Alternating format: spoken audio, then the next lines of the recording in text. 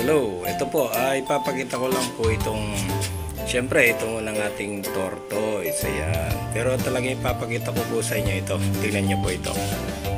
Ayan. Alam nyo po kung anong alaman to?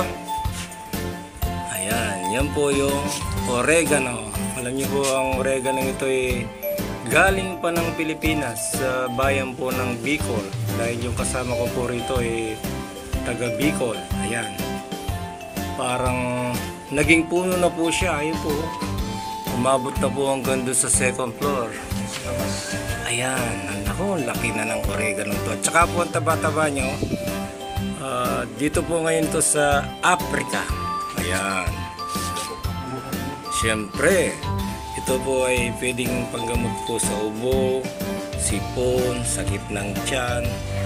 Ayan, ito po yung ginagamit naming natural na gamot dito sa Africa. Ngayon po, ito po ay ang alaman ng oregano.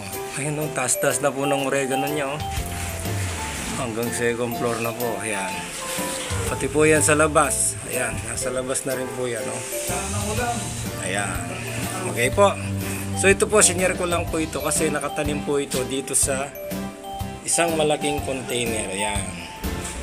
Ayan lang po yung pinagtaniman niya. Ayan. Ayan po.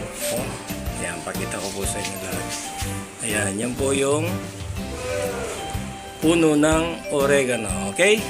So maraming salamat po sa panonood. Oh, shout out ka daw. Sabi ng mga tortoise, shout out ka daw. Sabi ng mga subscriber natin, shout out mo sa